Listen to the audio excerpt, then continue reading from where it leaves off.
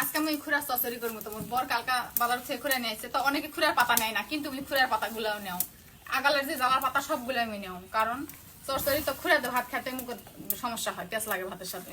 আমি যদি পাতাগুলা দিয়ে আনতে নাও তাহলে কি সুন্দর নরম হয়।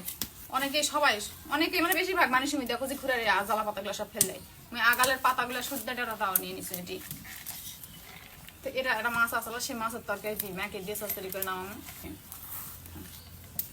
এক পিস মাছ আসলো, মাছের সাথে এখন পেস্ট এটা পেস্ট দিচ্ছি, পেস্ট না দিলেও চলে, কারণ মাছের ঝোলত আছে, পেঁয়াজ আছে, টমেটো আসলো, বেশি থাকলে মিট দেও না, অল্প অল্প করে পরে দিয়ে খালি লবণ তেল দিয়ে মাখে দাও। কে রে হলুদের বাটি কি হলো? হলুদ দিতে নাই মোর এটি দেখতালে একদিনে হলুদের বাটি ফুটে গেছে, বেরবা গেছে মাকে দাও, পরে হলুদ দেশ,